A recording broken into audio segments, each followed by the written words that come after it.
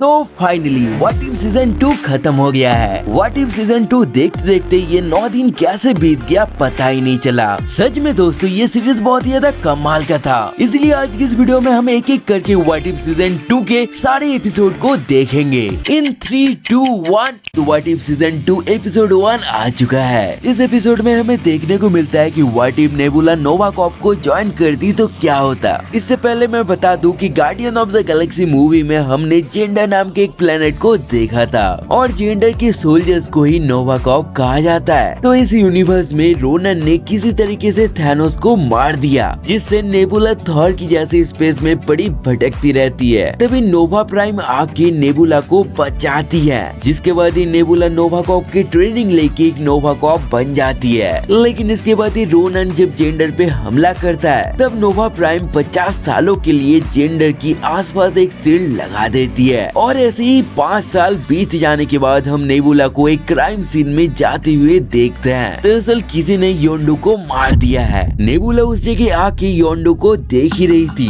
तभी उस जगह कुछ नोवा कॉर्प आके नेबुला को तंग करने लगते हैं, क्योंकि जो भी हो नेबुला तो पहले ब्लैक ऑर्डर की हिस्सा और थैनोस की बेटी थी, इसलिए पहले तो नेबुला उस जगह से चली जाती है। लेकिन नोवा कॉर्प के जाते ही उस जगह फिर से वापस आ जाती है और योंडू के सिटी बचाने वाला वीडियो प्ले करती है, जिससे याका एरो नेबुला की तरफ आ जाता है। और जैसे ही नेबुला उस याका एरो को पकड़ती है, तभी एरो ग्रीन कलर में ग्लो होने लगता है, फिर एक होलोग्राम दिखने लगता है। लेकिन नेबुला को ठीक से समझ में नहीं आता कि ये है क्या। इसके बाद ही नेबुला के पास नोवा प्राइम का कॉल आता है और नेबुला उससे याका एरो और होलोग्राम के बारे में बताती है। तब नोवा प्राइम नेबुला को अपने तरीके से केस को हैंडल करने को बोलती है। जिसके बाद नेबुला हार्वर्ड द डार्क के क्लब में जाकर हार्वर्ड द डार्क को पूछता है इस होलोग्राम के बारे में। तब कॉर्क उस जगह आके बोलता है कि ये डेटा कोड है, जिसमें इस प्लेनेट की सारी जानकारी के साथ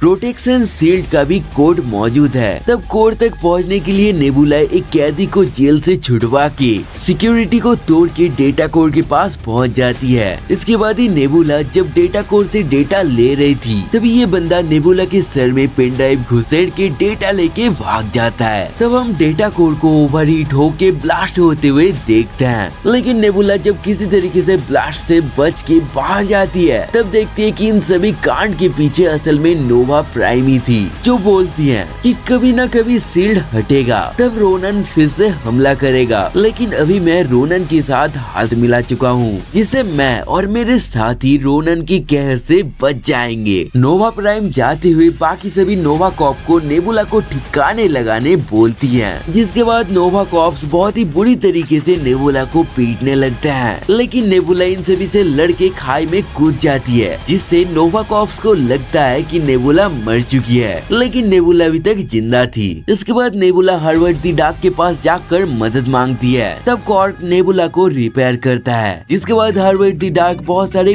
गन्स निकालता है और टीम बना के नोवा कॉर्प के ऊपर हमला कर देता है। इस जगह हम देखते हैं कि नोवा प्राइम डेटा कोड की मदद से शील्ड ओपन कर देती है और जैसे ही रोनन की शिप आने लगता है, तभी शील्ड फिर से बंद हो जाता है, जिससे रोनन का शिप बीच में दब के तबाह हो जाता है। दरअसल ये सब हो रहा था क्योंकि नेबुला जब डेटा कोड से डेटा कॉपी कर रही थी, तब उसने डेटा कोड में कुछ चेंजेस कर दी थी। इसके बाद ही नेबुला और नोवा कॉर्प के बीच फाइट के दौरान नोवा प्राइम गिर के खत्म हो जाती है। लास्ट में शील्ड फिर से हट जाता है क्योंकि रोनन भी मर चुका है। 5 सालों के बाद जेंडर में सूरज की किरणें आती है, जिसे देख के सारे जेंडर वासी बहुत ज्यादा खुश हो जाते हैं। और इसी के साथ ये एपिसोड भी एंड हो जाता है। What if season 2 episode 2। तो एपिसोड की स्टार्टिंग में हम देखते हैं कि एक एलियन पॉट बहुत ही तेजी से अर्थ की तरफ आ रहा है और उसे रोकने की कोशिश कर रहे हैं एयरफोर्स। इसके बाद पॉट क्रैश लैंडिंग करता है न्यूयॉर्क में। क्रैश लैंडिंग के बाद ही पॉट से एक बच्चा निकलता है और पॉट से निकलते ही तबाही मचाने लगता है। तो एपिसोड में आगे बढ़ने से पहले बच्चे के बारे में थोड़ा सा बात कर लेते हैं। जैसे कि हमने guardian of the Galaxy movie में देखा था कि पीटर को योंडू किडनैप करके ले जाता है, लेकिन इसके बाद मेन यूनिवर्स में योंडू पीटर को उसके सेलेस्टियल बाप ईगो को सौंपने के बदले खुद ही रख लेता है। लेकिन इस वाले व्हाट इफ यूनिवर्स में योंडू ऐसा करने के बदले पीटर को अपने सौदे के मुताबिक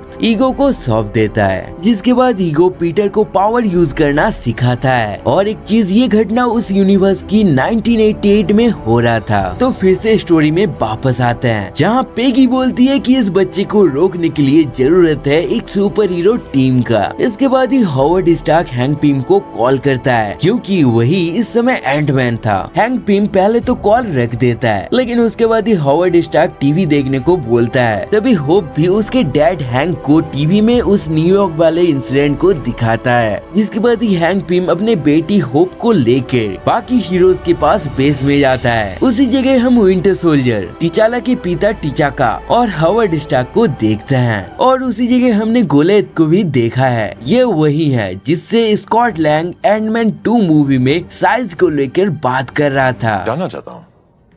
65 फीट। ओह लाला। 65। आप दोनों का साइज खेलकर हो गया हो तो।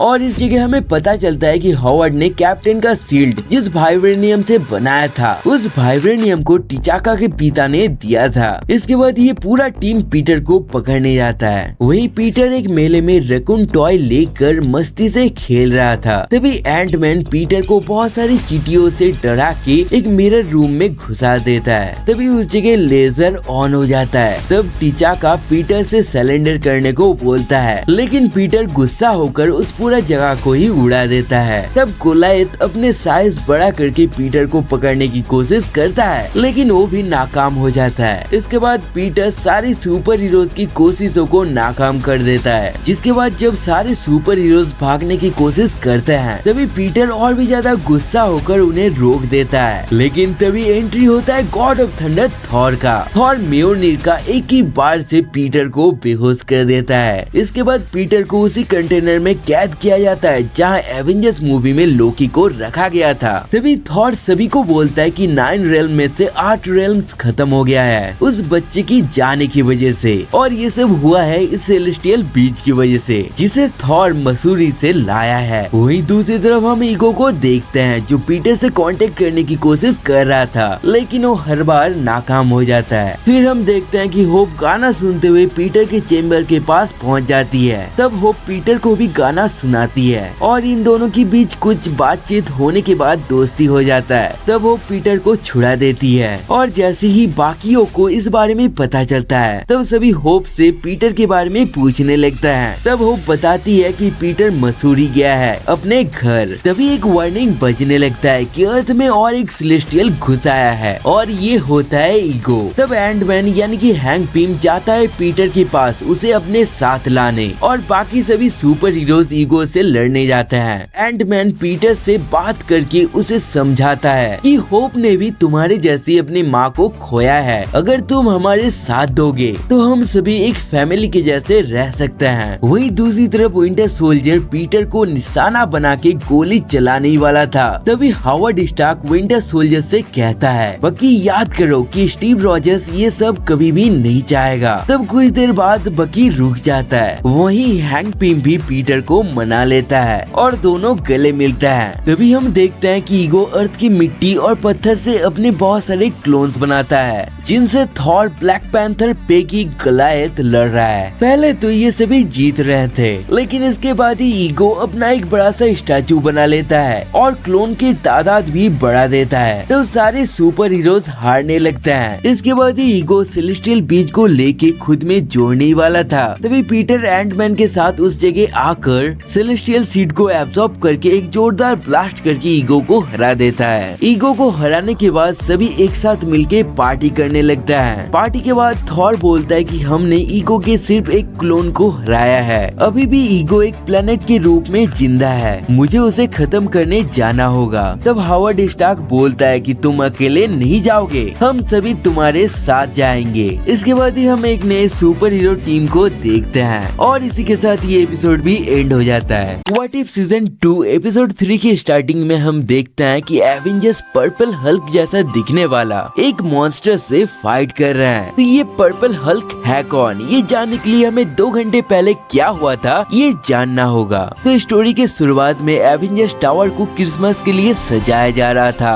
इसमें हैप्पी के मदद कर रहे थे 2 आयरन लीजन और मेंटेनेंस के लिए जारविस को कुछ देर के लिए ऑफ किया गया था। तब हम मारिया हिल को भी देखते हैं जो सब कुछ चेक करने आई है। वहीं हम डार्सी को भी देखते हैं जो हैप्पी के अंडर इंटर्नशिप करने आई है। डार्सी हैप्पी के कहने पे बाहर कुछ सामान लेने जाती है। तभी उसी समय जस्टिन हैमर अपने कुछ गुंडों के साथ एवेंजर्स टावर में घुस आता है। जस्टिन हैमर को हमने आयरन मैन 2 मूवी के अंदर देखा था और आयरन मैन 2 के एंडिंग में जस्टिन हैमर को पुलिस पकड़ के ले गए थे। तो जस्टिन जेल से छूटने के बाद सबसे पहले बदला लेने आता है और एवेंजर्स टावर को हाईजैक कर लेता है। क्योंकि जारविस ऑफ था इसलिए जस्टिन हैमर बड़े आसानी से सब कुछ हैक कर लेता है और सारे अल्ट्रॉन बॉट्स उसके इशारों पे चलने लगते हैं। इसके बाद जस्टिन एक लैब में घुसने की कोशिश करता है जहाँ हल्क का ब्लड रखा हुआ है। जस्टिन के गुंडे लैब के डोर खोलने की कोशिश कर ही रहे थे। तभी हल्क के ब्लड को सेफ रखने की कोशिश में गलती से हैप्पी उस ब्लड को खुद के बॉडी में इंजेक्ट कर लेता है, जिससे हैप्पी का एक पैर हल्क के जैसे बहुत ज्यादा बड़ा हो जाता है। और तभी हमें पता चलता है कि स्टार्टिंग वाला पर्पल मॉन्स्टर और कोई नहीं बल्कि हैप्पी ही था। वहीं मारिया हिल जब जस्टिन को रोकने की कोशिश करती है तब जस्टिन अल्ट्रॉन बॉट की मदद से मारिया को घायल कर देता है। तभी हम हैप्पी को देखते हैं जो एक एक करके सारे एवेंजर्स को कॉल कर रहा है, लेकिन सभी एवेंजर्स किसी न किसी काम पे बिजी होते हैं। और इसी समय अचानक से हैप्पी का हाथ बड़ा हो जाता है जिससे हैप्पी के हाथ में मौजूद स्मार्टफोन टूट जाता है। तब हैप्पी सोच ही रहा था कि वो अभी क्या करेगा। तभी उसी वक्त डार्सी वॉकी टॉकी से बोलती है कि मुझे सामान मिल चुका है, अभी मैं आ रहा हूँ। तभी हैप्पी उससे बोलता है कि एवेंजर्स टावर हाईजैक हो गया है और तुम बेसमेंट में जाओ जहाँ जारविस का हार्ड कॉपी रखा हुआ है जिससे तुम जारविस को ऑन कर सकते हो। तभी जस्टिन के गुंडे हैप्पी को ढूंढ लेते हैं और हैप्पी के ऊपर गोलियों की बरसात करने लगता है। तब हैप्पी कपड़ों के मदद से झूलते हुए एवेंजर्स टावर के नीचे के फ्लोर कैप्टन अमेरिका के ट्रेनिंग रूम में आ जाता है और उसी वक्त हैप्पी पूरी तरीके से एक पर्पल हल्क में बदल जाता है। वहीं डार्सी जब एआई हार्ड डिस्क ढूंढ रही थी तभी जस्टिन हैमर डार्सी को पकड़ के ले जाता है। जस्टिन हैमर डार्सी और मारिया हिल को बंदी बना के हैप्पी को सामने आने को बोलता है। तब हैप्पी नीचे के फ्लोर को तोड़ के आता है और सारे आयरन बॉट्स को एक एक करके हल्क की तरह ही तोड़ के रख देता है। इसके बाद जस्टिन उस जगह से भाग जाता है। तब हैप्पी डार्सी और मारिया के हथकड़ियों को खोल देता है और जस्टिन के पीछे जाने लगता है। इसके बाद ही हम Iron Legion army versus purple Hulk के बीच एक फाइट को देखते हैं जो सच में बहुत ही ज्यादा कमाल का था। दरअसल इन्फिनिटी वॉर के बाद से ही हमने हल्क को तोड़फोड़ करते हुए नहीं देखा है, लेकिन व्हाट इफ के इस एपिसोड में हमारे उस कामना को पूरा किया गया। सच में ये वाला हल्क के फाइट देख के असली गुस्सेला हल्क का याद आ गया। इसके बाद हम देखते हैं कि जस्टिन हल्क वर्सेस सूट को समन करके पहन लेता है। तब हमें purple Hulk versus Hulk versus suit के बीच एक बहुत ही कमाल की फाइट देखने को मिलता है, ठीक एवेंजर्स एज ऑफ अल्ट्रॉन के जैसे ही। वही मारिया और डार्सी मिलके एक एआई को इंस्टॉल करती हैं, लेकिन ये वाला एआई उनके बातें नहीं सुनता है। जिसके बाद पर्पल हल्क बहुत ज्यादा गुस्सा होकर हल्क बस्टर सूट को तोड़ के रख देता है। तभी उस जगह सारे एवेंजर्स आ जाते हैं और उस पर्पल मॉन्स्टर को देख के उसके ऊपर हमला कर देते हैं। सभी एवेंजर्स मिलके उस पर्पल हल्क को हराने ही वाले थे। तभी डार्सी आके बोल देती है कि ये और कोई नहीं बल्कि हैप्पी है और इस जगह विलन हल्क बस्टर सूट के अंदर है। तब आयरन मैन एक बटन प्रेस करके हल्क बस्टर सूट को डिसेबल कर देता है और पर्पल हल्क के दाहर से जस्टिन बिल्डिंग से गिरने वाला था। तभी पर्पल हल्क उसे बचा लेता है। इसके बाद सभी एवेंजर्स आधा तबाह हुआ एवेंजर्स टावर के अंदर चले जाते हैं और लड़ाई खत्म होने के बाद एंट्री होता है गॉड ऑफ थंडर थॉर का। इसी के साथ ये एपिसोड भी एंड हो जाता है। दोस्तों मुझे तो ये एपिसोड बहुत ही ज्यादा कमाल का लगा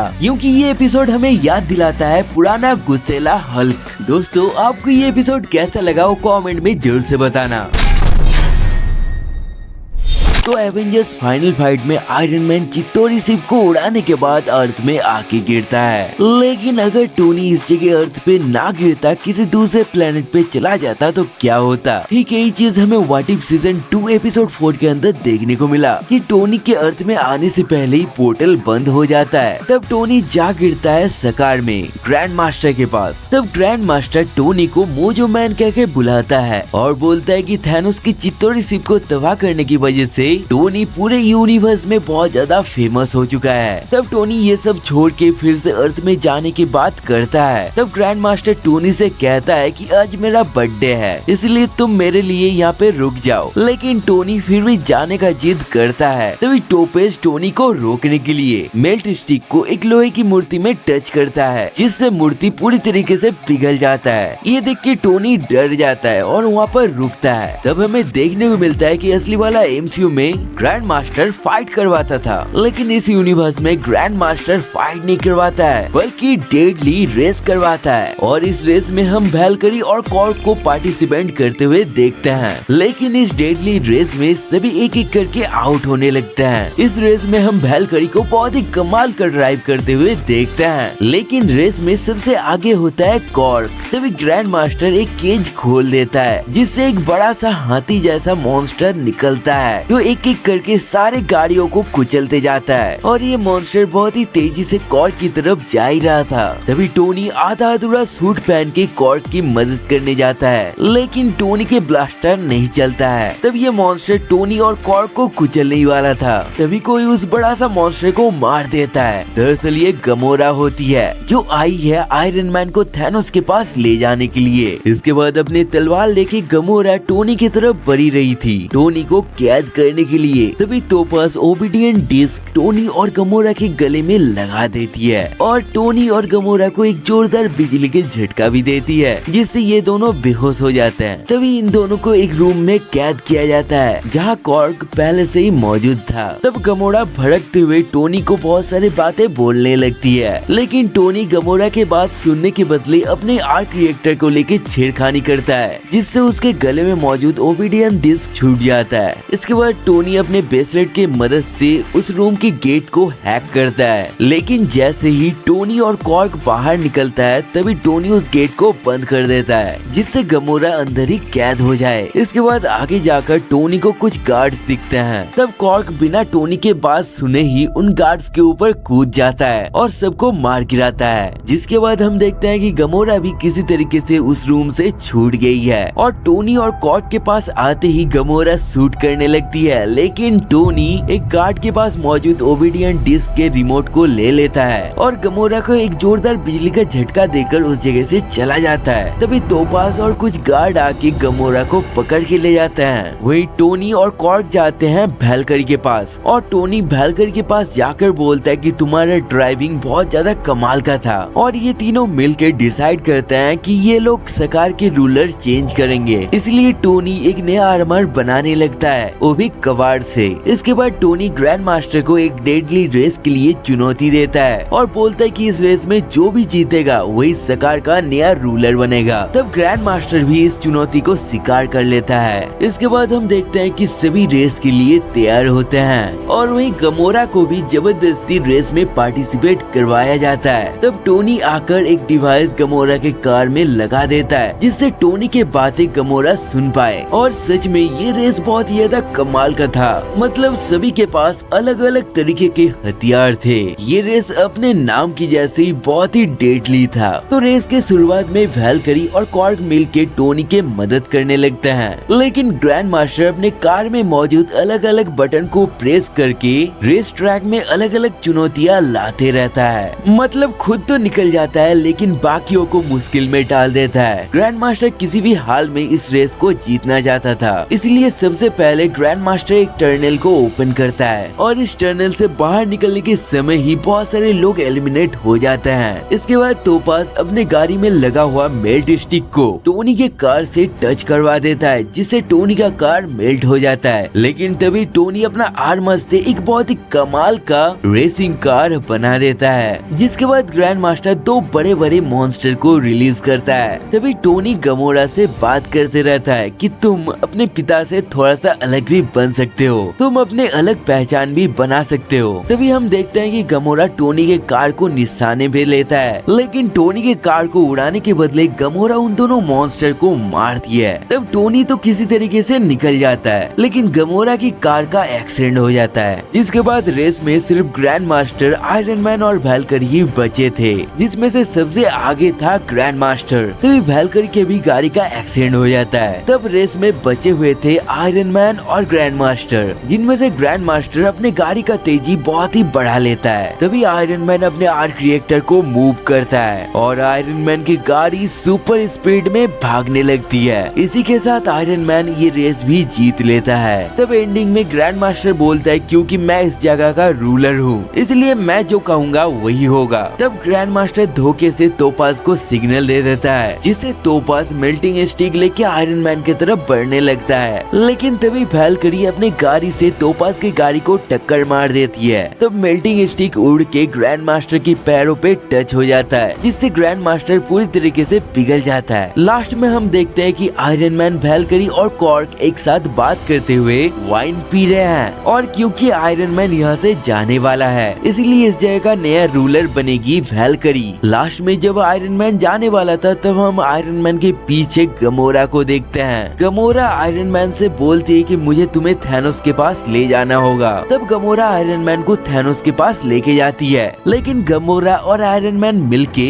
मेल्टिंग स्टिक के मदद से थैनोस को मार देते हैं। दरअसल हमने व्हाट इफ सीजन 1 में जो गार्डियन ऑफ मल्टीवर्स टीम को देखा था, उस टीम के हर एक मेंबर की स्टोरी हमें पता था, सिर्फ उस टीम में गमोरा की स्टोरी ही हमें पता नहीं था। तो ये स्टोरी उसी थैनोस किलर गमोरा का था। दोस्तों, व्हाट इफ सीजन 2 का ये एपिसोड भी मुझे बहुत ही ज्यादा मजेदार लगा। आपको ये एपिसोड कैसा लगा वो कमेंट में जरूर से बताना। तो व्हाट इफ के सीजन 1 में ही हमने देखा था कि जब स्टीव रॉजर्स के बदले पेगी कार्टर को सुपर सोल्जर सीरम दिया जाता है, तब क्या होता है। हमने देखा था कि Peggy Carter super soldier serum लेके बन जाती है कैप्टन कार्टर, लेकिन वही स्टीव रॉजर्स पेगी के साथ देने के लिए एक आयरन मैन मार्क 1 जैसा सूट पहनता है, जिसका नाम होता है हाइड्रा स्टॉम्पर, जिसको बनाया था टोनी स्टार्क के पिता हॉवर्ड स्टार्क ने। तो व्हाट इफ सीजन 2 के एपिसोड 5 की स्टोरी कंटिन्यू होता है व्हाट इफ सीजन 1 के एपिसोड 1 के एंडिंग से ही। एपिसोड की स्टार्टिंग में हम देखते हैं कि नताशा कैप्टन कार्टर को एक शिप में मौजूद कंटेनर की तरफ दिखाती है, जहां हाइड्रा स्टॉम्पर मौजूद था, और पेगी के सामने जाते ही हाइड्रा स्टॉम्पर ऑन होके हमला करने लग जाता है। तब किसी तरीके से बचते हुए पेगी शील्ड को हाइड्रा स्टॉम्पर की तरफ फेंक देती है। शील्ड जाके लगता है हाइड्रा स्टॉम्पर के हेलमेट में, और हेलमेट खुल जाता है। तब हम देखते हैं कि हाइड्रा स्टॉम्पर के अंदर अभी भी स्टीव मौजूद है। इसके बाद ही हाइड्रा स्टॉम्पर बहुत सारे मिसाइल शिप की तरफ फायर कर देता है। तब ठीक समय पेगी और नताशा शिप से कूद जाते हैं, और तभी शिप ब्लास्ट हो जाता है। इसके बाद पेगी निक फ्यूरी के पास जाकर इस बारे में पूछती है, क्योंकि पेगी को बताया गया था कि एक मिशन के दौरान हाइड्रा स्टॉम्पर और स्टीव दोनों ही खत्म हो गए हैं। तब ब्लैक विडो बोलती है कि शायद उस मिशन के बाद रेड रूम स्टीव को पकड़ के ले गए होंगे, जिसके बाद उन्होंने स्टीव के ऊपर एक्सपेरिमेंट किया होगा। इसके बाद हम देखते हैं कि बकी शील्ड के एक काउंसिल मेंबर है, जिसके ऊपर हाइड्रा स्टॉम्पर हमला कर देता है, लेकिन ठीक समय कैप्टन कार्टर आके बकी को बचा लेती है। फिर एक घमासान लड़ाई होता है कैप्टन कार्टर और हाइड्रा स्टॉम्पर के बीच। फिर दोनों बहुत देर तक लड़ने के बाद आसमान की ऊंचाइयों में चले जाता है, जहां कैप्टन कार्टर अपने शील्ड से हाइड्रा स्टॉम्पर के चेस्ट में एक जोरदार बाढ़ करती है, जिससे हाइड्रा स्टॉम्पर बंद हो जाता है। जिसके बाद ब्लैक विडो अपने क्वीन जेट से गिरते हुए कैप्टन कार्टर और हाइड्रा स्टॉम्पर को गिरने से बचा लेती है। तब हम एक आइलैंड में कैप्टन कार्टर और नताशा को बात करते हुए सुनते हैं कि स्टीव को अगर इस सूट से निकाला गया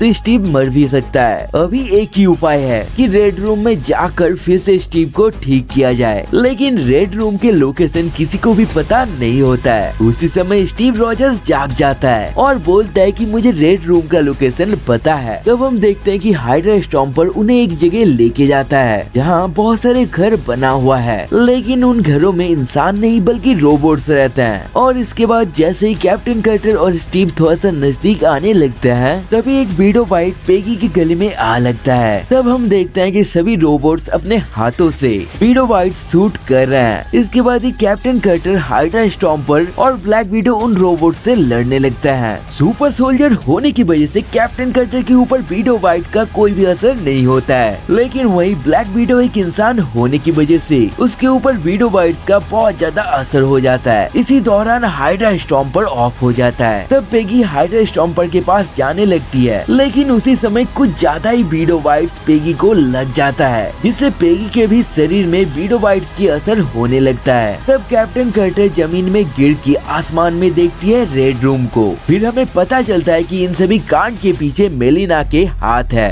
जो नताशा की माँ होती है। और हमें पता चलता है कि हाइड्रा स्टॉम्पर इस पूरे वक्त में मेलिना के साथ ही था। असल में मेलिना कैप्टन कार्टर और नताशा को उस जगह लाना चाहती थी। इसके बाद ही लड़ाई शुरू हो जाता है। कैप्टन कार्टर से फाइट करता है हाइड्रा स्टॉम्पर और नताशा मेलिना के साथ आई विडो से फाइट करने लग जाती है। इस फाइट में पहले तो विडोस नताशा के ऊपर भारी पड़ने लगती है, लेकिन इसके बाद ही नताशा एक रोबोट की टूटे हुए हाथ को उठा के विडो बाइट शूट करती है, जिससे सभी विडो ढेर हो जाती है। तभी मेलिना आके नताशा को पूरी तरीके से पीटने लग जाती है। वही कैप्टन कार्टर फाइट कर रही थी हाइड्रा स्टॉम्पर से, लेकिन कुछ देर लड़ने के बाद कैप्टन कार्टर अपने शील्ड फेंक के बोलती है, मैं तुमसे और नहीं लड़ सकती। ये सुनने के कुछ देर बाद स्टीव भी रुक जाता है और रेड रूम को तबाह करने के लिए ऊपर की तरफ जाने लगता है। वही दूसरी तरफ मेलिना नताशा को मारने वाली थी, तभी नताशा ग्रैपल गन से हाइड्रा स्टॉम्पर को पकड़ती है। वही रस्सी का दूसरा हिस्सा मेलिना के पैरों पे बांध देती है, जिससे मेलिना हाइड्रा स्टॉम्पर के साथ रेड रूम से टकरा के खत्म हो जाती है। इसके बाद नताशा और कैप्टन कार्टर किसी तरीके से उस जगह से बच के निकल जाते हैं। इसके बाद हम नताशा और पेगी को बात करते हुए देखते हैं। तभी कैप्टन कार्टर के नीचे एक रेड कलर का पोर्टल ओपन होता है, जिससे कैप्टन कार्टर कहीं चली जाती है। इसके बाद कैप्टन कार्टर के सामने हम निक फ्यूरी के एक वेरिएंट और मेरी प्यारी वांडा के एक वेरिएंट को देखते हैं। तब captain quarter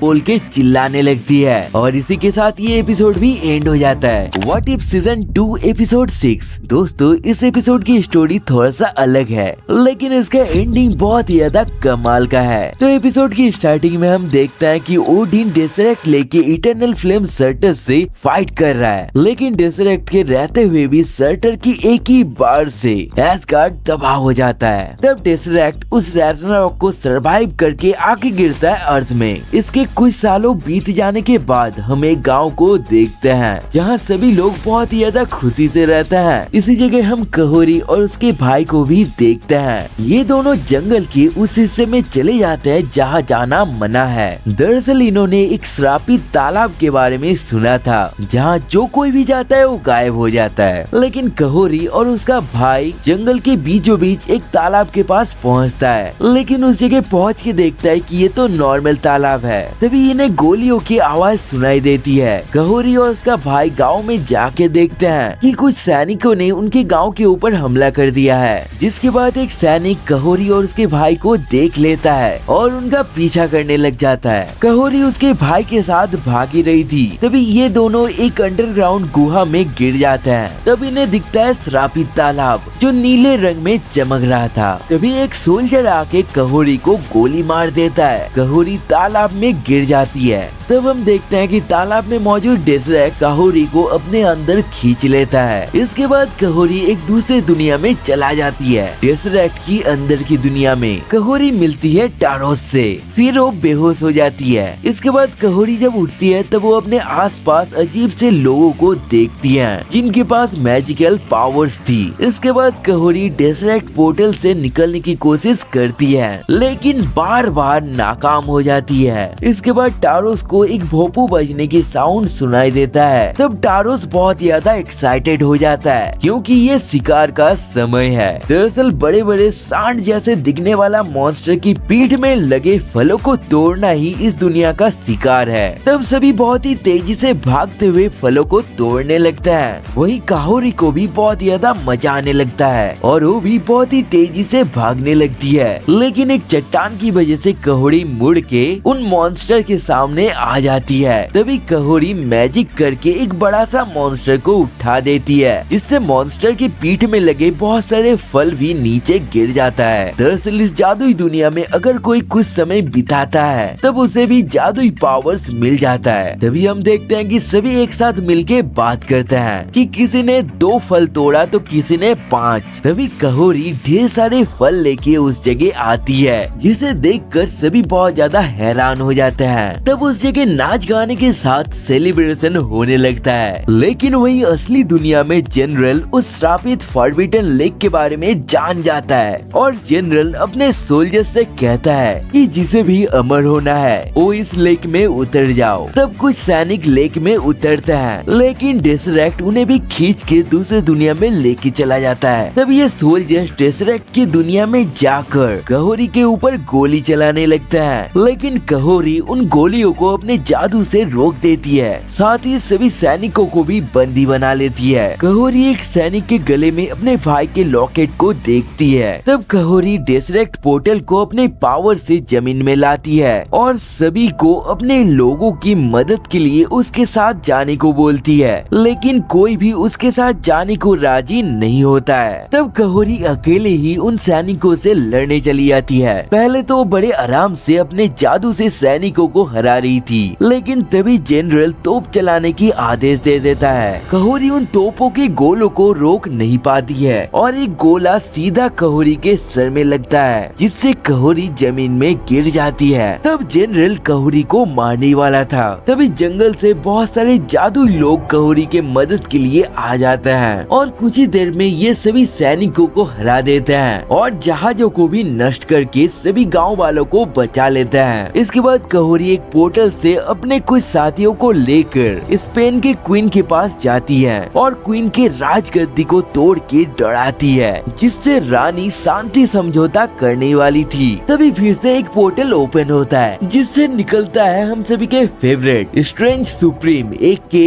evil doctor strange, और ये आके कहोरी से कहते हैं कि मैं तुमको बहुत समय से खोज रहा था। और इसी के साथ ये एपिसोड भी एंड हो जाता है। दोस्तों, मैंने वीडियो के स्टार्टिंग में कहा था कि ये स्टोरी थोड़ा सा अलग है, क्योंकि इस स्टोरी में डेसरेक्ट के अर्थ में गिरने के बाद से ही किसी भी कैरेक्टर को हम पहले से नहीं जानते थे। ये स्टोरी और इसके कैरेक्टर हम सभी के लिए एकदम ही नया था और ये फुल एपिसोड इंग्लिश में होने के बदले अलग ही लैंग्वेज में था, लेकिन एंडिंग में स्ट्रेंज सुप्रीम को देखकर एकदम से ही मजा आ गया। व्हाट इफ सीजन 2 एपिसोड 7 के अंदर हमें देखने को मिलता है कि goddess of death Hela goddess of life Hela में कैसे बदलती है। तो कहानी की शुरुआत में बेसिकली हमें वही सब बताया जाता है कि ओडिन हेला के साथ मिलके सारे रेल्म्स को कॉन्कर कर लेता है। इसके बाद मेन एमसीयू यूनिवर्स में ओडिन हेला को हेल में कैद कर देता है, लेकिन व्हाट इफ के इस वाले यूनिवर्स में ऐसा नहीं होता है। इस यूनिवर्स में ओडिन को जब पता चलता है कि हेला यूनिवर्स को कॉन्कर करना चाहती है, तब बाप और बेटी के बीच एक बहस चलने लगती है। इसी बीच हेला ओडिन की तरफ म्योनिर को फेंक देती है। तब ओडिन म्योनिर को एक हाथ से पकड़ के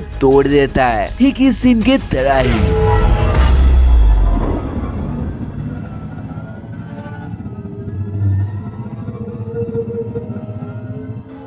It's not possible.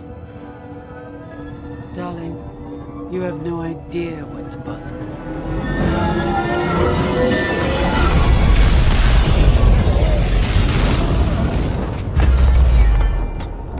जिसके बाद ओडिन हेला के ताज को छीनता है, फिर हेला के पावर्स को छीन के ताज में बढ़ती वाला इंचार्टमेंट कर देता है और हेला को थॉर की जैसे ही मिडगार्ड यानी कि अर्थ में फेंक देता है।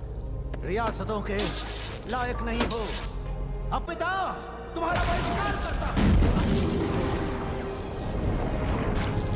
फिर हम हेला के ताज को धरती में गिरते हुए देखते हैं, जिसके बाद हेला से पहले ही बेनबू अपने आर्मी के साथ ताज के पास पहुंच जाता है। फिर जब हेला अपने ताज लेने आती है, तब बेनबू के आर्मी हेला को घेर लेता है। तब पहले तो हेला को लगता है कि वो इन सभी को चुटकियों में हरा देगी, लेकिन तभी हेला को एहसास होता है कि ओडिन ने उससे पावर्स छीन लिया है। इसके बाद हेला बिना पावर्स के ही बेनबू के सैनिकों के साथ कॉम्बैट फाइट करने लगती है। इसी दौरान बेनबू अपने टेन रिंग के मदद से हेला को पकड़ लेता है। तब हेला कहती है कि अगर मेरे पास मेरा ताज होता तो घुटनों के बल तुम होते। तभी बेनबू हेला को ताज के पास जाने देता है, लेकिन हेला अपने ताज को हिला भी नहीं पाती है क्योंकि वो अभी अपने ताज के लिए अनवर्दी हो गई है।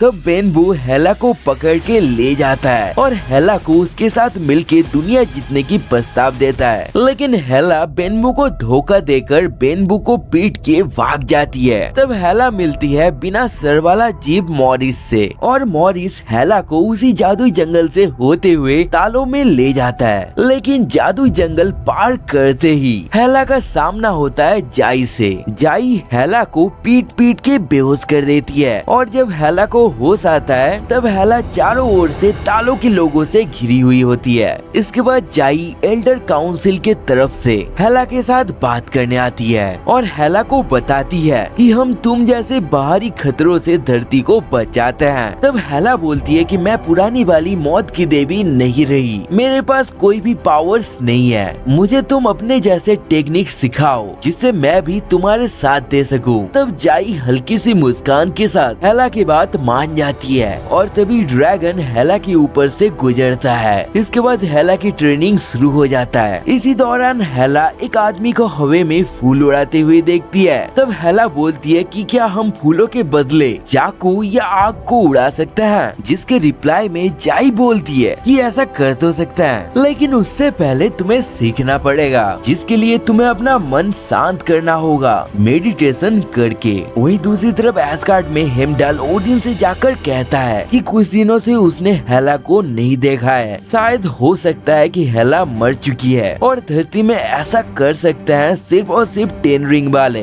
और ये 10 रिंग्स गॉड्स को भी मार सकता है। ये सुनने के बाद ओडिन 10 रिंग हासिल करने के बारे में सोचने लगता है। वहीं हेला जाई के साथ ट्रेनिंग करती रहती है, जिस बीच हेला रिवील करती है कि वो सारे रेल्म्स को कॉन्कर करना चाहती है क्योंकि उसे आजादी चाहिए। तब जाई हेला से कहती है कि अंधकार को खत्म करने के लिए चाहिए रोशनी, इसलिए तुम्हें पावर्स की नहीं बल्कि मकसद की जरूरत है। फिर हम देखते हैं कि समय बीतने के साथ हेला सब कुछ सीखने लगती है और हैंड टू हैंड कॉम्बैट में भी और भी ज्यादा अच्छा होने लगती है। अभी हेला हवा को भी कंट्रोल कर सकती है। तभी ओडिन एक दिन बाइफ्रॉस्ट की मदद से अर्थ में आता है और बाइफ्रॉस्ट की लाइट हेला दूर से ही देख लेती है। तब हेला तालों से अपने लिए ड्रैगन की स्किन से बना हुआ कवच, ढाल और भाला लेती है। उसी समय हेला के सामने जाई आती है, लेकिन हेला को रोकती नहीं है क्योंकि जाई जानती थी कि हेला को मकसद मिल चुकी है। तब हम देखते हैं कि बेनबू अकेले ही एस्गार्डियन सोल्जर से लड़ रहा है। तभी हेला आके बेनबू की मदद करती है। इसके बाद ओडिन हेला को फिर से उसके तरफ आने को बोलता है, लेकिन हेला इनकार कर देती है। तब ओडिन अपने गंगनीज से एक बहुत ही पावरफुल अटैक करता है, लेकिन हेला अपने ड्रैगन शील्ड से उस अटैक को काउंटर कर देती है, जिसमें हेला की मदद करता है बेनबू।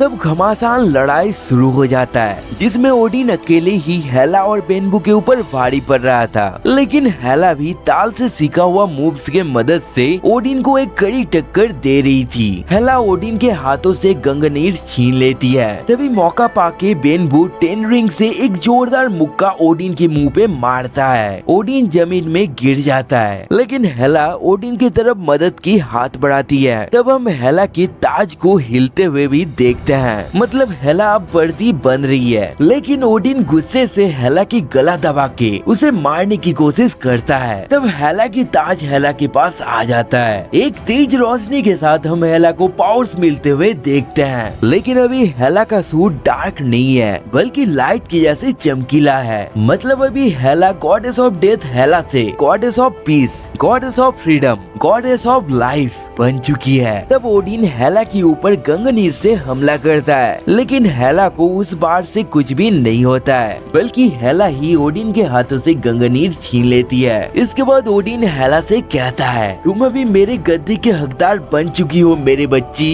तब हेला भी बोलती है कि मुझे मकसद मिल चुका है, मुझे सभी रेल्म्स में सभी को फ्रीडम देना है। इसके बाद हेला बेनबू की तरफ मुड़ती है। इसके रिस्पॉन्स में बेनबू भी अपना सर झुका लेता है, मतलब मैं तुम्हारे साथ हूँ। एंडिंग में हम देखते हैं कि हेला अपने एस्गार्डियन आर्मी और बेनबू के साथ मिलके थैनोस को रोकने जाती है, दुनिया में शांति कायम करने के लिए। इसी के साथ ही ये कमाल का एपिसोड भी एंड हो जाता है।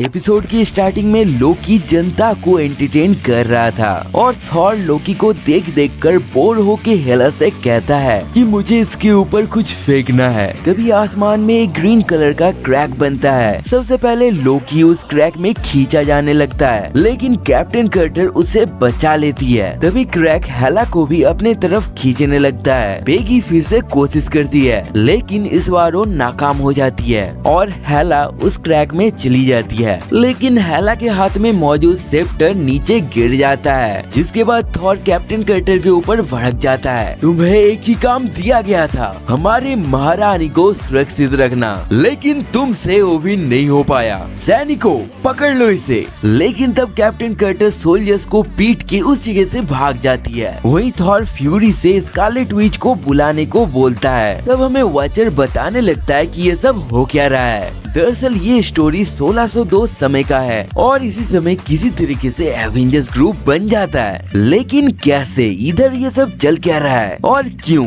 ये अगर आपको जानना है तो वीडियो को एंड तक देखते रहें। वॉचर बता ही रहा था, तभी पेगी वॉचर से बोलती है कि तुम जानते हो ना कि मैं तुम्हें सुन सकती हूँ। वॉचर बोलता है हाँ। इसके बाद वॉचर पेगी को ऑफर देता है कि चलो मैं तुम्हें तुम्हारे यूनिवर्स में छोड़ दूँ, लेकिन पेगी वॉचर को मना कर देती है। तब हम महल में स्कारलेट विच को देखते हैं, जो महल में थॉर को कह रही थी, महाराज यकीन मानिए कि जो क्रैक्स आ रहे हैं उन सभी के पीछे कैप्टन कार्टर का कोई भी हाथ नहीं है। असल में सिर्फ लौती वही है जो हमारी यूनिवर्स को बचा सकती है। कैप्टन कार्टर से भी पहले हमारी दुनिया में और एक टाइम ट्रेवलर आया है, जिसके वजह से ही ये सब हो रहा है। और ये सब बातें पेगी चुपके से सुन रही थी। जिसके बाद वहाँ से निकल के पेगी सीधा जाती है टोनी के पास और टोनी को नींद से जगाती है, क्योंकि यूनिवर्स कोई भी हो, स्मार्टेस्ट मैन तो टोनी ही हो सकता है। जिसके बाद पेगी टोनी को सब बताने के बाद बोलती है कि हमें सबसे पहले टाइम ट्रेवलर को ढूंढना होगा। जिसके रिप्लाई में टोनी बोलता है कि मैं एक डिवाइस बना तो सकता हूँ, लेकिन उसके लिए बहुत ज्यादा एनर्जी का जरूरत होगा। तब पेगी सोचती है कि इस समय आर्क रिएक्टर पॉसिबल नहीं है, तो क्या किंग थॉर के पास जो छड़ी है उसमें लगा हुआ टाइम स्टोन से हो सकता है। तब टोनी बोलता है बड़े आराम से।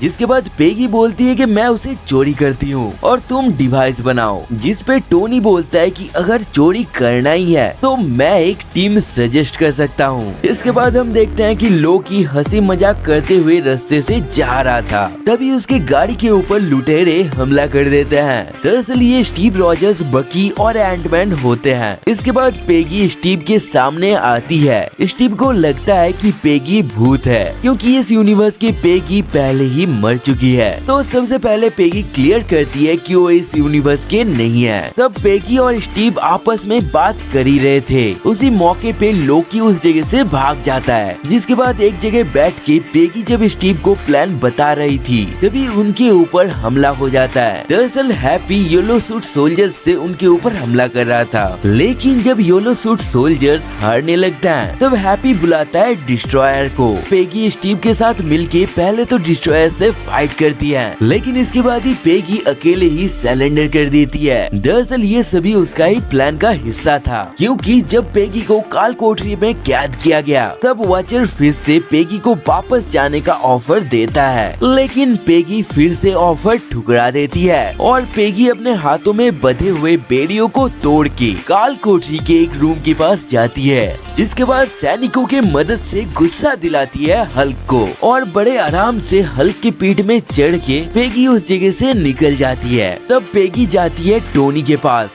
जहाँ टोनी डिवाइस बना चुका था। जिसके बाद सभी मिलके प्लान बनाते हैं कि कैसे थॉर की उस छड़ी को हासिल किया जाए। तब ये सभी लोग अलग अलग भेष में महल में घुसते हैं। सभा चली रही थी, तभी फिर से क्रैक बनने लगता है। तब स्कारलेट विच उस क्रैक को अपने मैजिक से रोकने की कोशिश करने लगती है। तभी एंट्री होता है एंग्री हल्क का, जिससे सभी लोगों को सिग्नल मिल जाता है कि अभी लड़ाई का समय हो चुका है। तब घमासान लड़ाई शुरू होता है। इस जगह हम हल्क को पुराने वाले रूप में देखते हैं और इसी जगह हमें देखने को मिलता है हल्क स्मैश। हल्क बहुत ही आराम से अकेले ही एक ही साथ बहुत सारे सोल्जर्स को गाने लगा देता है और हैप्पी से फाइट कर रहा था स्टीव रॉजर्स। लेकिन स्टीव के हाथों हारने के बाद गुस्से से हैप्पी पर्पल हल्क में बदल जाता है। जिसके बाद हमें purple Hulk versus real Hulk के बीच फाइट देखने को मिलता है। वहीं पेगी फिर से थॉर को समझाने की कोशिश करती है, लेकिन थॉर पेगी की कोई भी बात नहीं सुनता है और कुछ देर तक लड़ने के बाद थॉर पेगी को मारने ही वाला था। तब स्कारलेट विच अपने मैजिक से थॉर को रोक देती है। तब निक फ्यूरी छड़ी को टोनी के हाथों में दे देता है। टोनी पहले तो छड़ी से टाइम स्टोन को निकालता है, फिर मशीन में डाल देता है। जिसके बाद पेगी कार्टर उस मशीन के अंदर अपने हाथ घुसा देती है। तब पेगी के हाथों में एक गॉन्टलेट जैसा बन जाता है, जिसके अंदर होता है टाइम स्टोन और पेगी टाइम स्टोन की यूज करके उस जगह मौजूद सभी को फ्रीज कर देती है। फिर देखती है कि स्टीव रॉजर्स ही सबसे पहला टाइम ट्रेवलर था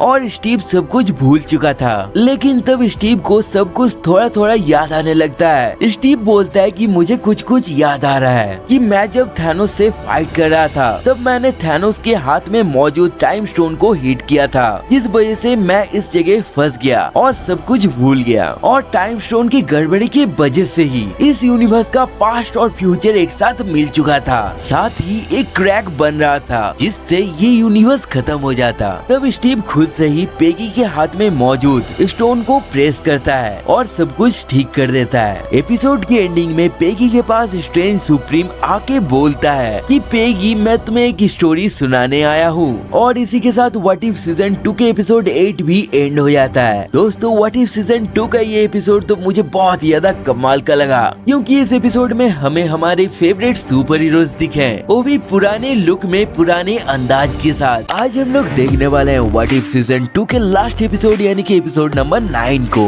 इस एपिसोड की स्टार्टिंग में हम देखते हैं कि 1602 में पेगी के पास स्ट्रेंज सुप्रीम आता है और स्ट्रेंज पेगी से मदद मांगता है। तब पेगी बोलती है अरे नहीं तो, लेकिन तुम मुझे मेरे यूनिवर्स तक लिफ्ट दे सकते हो। तब स्ट्रेंज बोलता है कि ये थोड़ा सा सीरियस मामला है। जिसके बाद कैप्टन कार्टर स्ट्रेंज सुप्रीम के साथ इन्फिनिटी कैसल में जाता है, जिसे यूनिवर्स तबाह होने के बाद एक पॉकेट डायमेंशन में स्ट्रेंज सुप्रीम ने ही बनाया था। और इस कैसल की हर जगह हम क्रिस्टल में कैद बीइंग्स को देख सकते हैं। स्ट्रेंज बोलता है कि मैं यूनिवर्स के लिए जो भी खतरा बनता है उन्हें कैद कर लेता हूँ। तब पेगी पूरा मामला समझ जाती है और बोलती है कि शायद तुम्हारे कैद से कोई भाग गया है जिसे मुझे पकड़ना होगा। इस पे स्ट्रेंज हामी भरता है। इसके बाद स्ट्रेंज पेगी को एक यूनिवर्स में भेज देता है जहाँ सुपर सोल्जर प्रोग्राम नाकाम हुआ था। तब रेड स्कल डेसर्ट की मदद से धरती में राज किया था। तभी कैप्टन कार्टर के आसपास कोई दौड़ने लगता है। पहले तो हमें लगता है कि ये क्विकसिल्वर होगा, लेकिन असल में ये कहोरी होती है। कहोरी पेगी को बोलती है कि मैं तुम्हारी दुश्मन नहीं हूँ। तभी इविल डॉक्टर स्ट्रेंज उन दोनों को अपने पास टेलीपोर्ट कर लेता है। दरअसल स्ट्रेंज सुप्रीम यूनिवर्स किलर के साथ यूनिवर्स के सुपर हीरोज को भी कैद किया है। इन्हें स्ट्रेंज एक फोर्ट में आहुति देकर अपने यूनिवर्स को रिक्रिएट करना चाहता है क्रिस्टीन को पाने के लिए। तब डॉक्टर स्ट्रेंज कहोरी को कैद करने लगता है। तभी पेगी डॉक्टर को रोकने की कोशिश करती है, लेकिन जब पेगी देखती है कि वो इस इविल डॉक्टर स्ट्रेंज को नहीं रोक सकती है, तब अपने शील्ड से उस जगह मौजूद सभी यूनिवर्सल किलर और हीरोज को आजाद कर देती है, जिससे डॉक्टर स्ट्रेंज का ध्यान भटक जाता है। तब कहोरी और पेगी उस जगह से भाग जाती है। तभी उनका सामना होता है जॉम्बी सेना और जॉम्बी वांडा से। कहोरी वांडा से लड़ते हुए वांडा को कहीं और टेलीपोर्ट कर देती है, लेकिन जॉम्बी आर्मी कैप्टन कार्टर के ऊपर हावी होने लगता है। तभी अचानक से सारी जॉम्बिस की आंखें रेड से ग्रीन हो जाता है, क्योंकि उस जगह आ चुकी थी मौत की देवी हेला।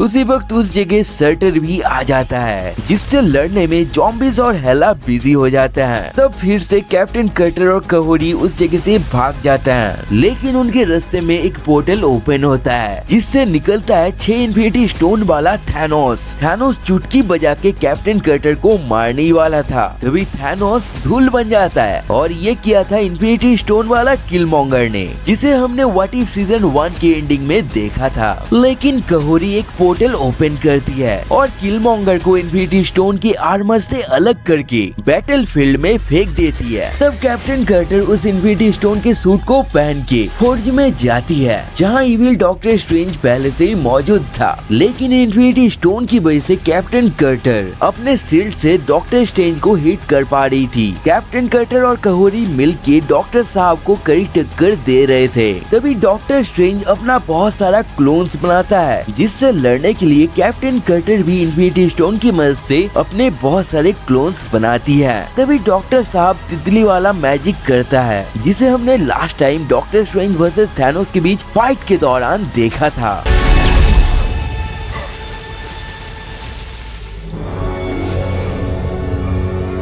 इसके बाद डॉक्टर स्ट्रेंज पेगी के साथ माइंड गेम खेलने की कोशिश करता है, लेकिन पेगी समझ जाती है और एक जोरदार मुक्का स्ट्रेंज को मारती है। इसके बाद स्ट्रेंज परेशान होकर सारे हीरोज और विलन्स को फोर्ज में फेंकने की कोशिश करता है, लेकिन बार बार पेगी और कहोरी कुछ न कुछ करके सभी को फोर्ज में गिरने से बचा लेती हैं। तब स्ट्रेंज अपना पूरा पावर दिखाता है, जिसका सामना कैप्टन कार्टर और कहोरी मिलके भी नहीं कर पाते हैं। तब गिरते हुए हेला अपना ताज फेंकती है कैप्टन कार्टर की तरफ। तभी बेनबू भी अपना 10 रिंग फेंकता है और ऐसे ही एक एक करके कॉस्मिक हल्क अपना तलवार, थॉर अपना म्योल्निर और बाकी सभी भी अपना हथियार इन दोनों के पास फेंकते हैं। तब कैप्टन कार्टर हेला की ताज और कॉस्मिक हल्क के तलवार को लेकर डॉक्टर स्ट्रेंज को रोक देती है। तभी कहोरी बहुत सारे पोर्टल बना के गिरते हुए सभी को उनकी यूनिवर्स में भेज देती है। जिसके बाद कहोरी और पेगी मिलके डॉक्टर को इतना ज्यादा पीटते हैं कि डॉक्टर पूरी तरीके से अपना मॉन्स्टर वाला रूप में आ जाता है। तब कोई भी हथियार उस मॉन्स्टर के ऊपर काम नहीं कर रहा था, लेकिन तभी पेगी सारे इन्फिनिटी स्टोन को अपने मुट्ठी में लेके एक जोरदार मुक्का मारती है मॉन्स्टर को, जिससे सारे मॉन्स्टर डॉक्टर स्ट्रेंज के शरीर से अलग हो जाते हैं। तब पेगी डॉक्टर साहब को बोलती है कि स्ट्रेंज क्रिस्टीन कभी भी ये नहीं चाहती थी, लेकिन तभी मॉन्स्टर्स बोल पड़ते हैं कि हम चाहते थे। इसी के साथ ही सारे मॉन्स्टर्स फिर से डॉक्टर स्ट्रेंज के शरीर में घुस के कैप्टन कार्टर को लेके फोर्ज में कूद जाते हैं, लेकिन तभी पेगी किसी तरीके से बच जाती है। दरअसल डॉक्टर स्ट्रेंज उन मॉन्स्टर्स को रोक रहा था और डॉक्टर स्ट्रेंज फोर्ज में गिरते ही ब्लास्ट होता है। लेकिन पेगी जब आँख खोलती है तब वो देखती है कि वो वॉचर के साथ होती है, जहाँ वॉचर बोलता है कि कहोरी को भी उसके यूनिवर्स में भेज दिया गया है। जिसके बाद ये दोनों एक यूनिवर्स में जाते हैं, जहां हम क्रिस्टीन को भी देखते हैं। दरअसल इस यूनिवर्स को डॉक्टर स्ट्रेंज ने अपने सैक्रिफाइस देके ही बनाया था। तब वॉचर पेगी को कहता है कि अब चलो मैं तुम्हें तुम्हारी यूनिवर्स में छोड़ दूं। तब कैप्टन कार्टर बोलता है हाँ, लेकिन थोड़ा सा घूम के। जिसके बाद वॉचर पेगी को यग्रसील के पेड़ दिखाता है और हम जानते हैं कि इस यग्रसील के बीच में कौन बैठा है। और इसी के साथ ही व्हाट इफ सीजन 2 का लास्ट एपिसोड भी खत्म हो जाता है। दोस्तों ये व्हाट इफ सीजन 2 आपको कैसा लगा वो कमेंट में जरूर से बताना। बाकी वीडियो अच्छा लगा तो वीडियो को लाइक और चैनल को सब्सक्राइब करके ही जाना। जाने से पहले स्क्रीन में व्हाट इफ सीजन 1 के फुल एक्सप्लेनेशन वीडियो के साथ और भी कुछ कमाल की वीडियोस आ रहे हैं, आप उनमें से किसी एक वीडियो को क्लिक करके देख सकते हो। तो मैं मिलता हूँ आपसे ऐसी और एक मजेदार वीडियो के साथ, तब तक के लिए बाय बाय।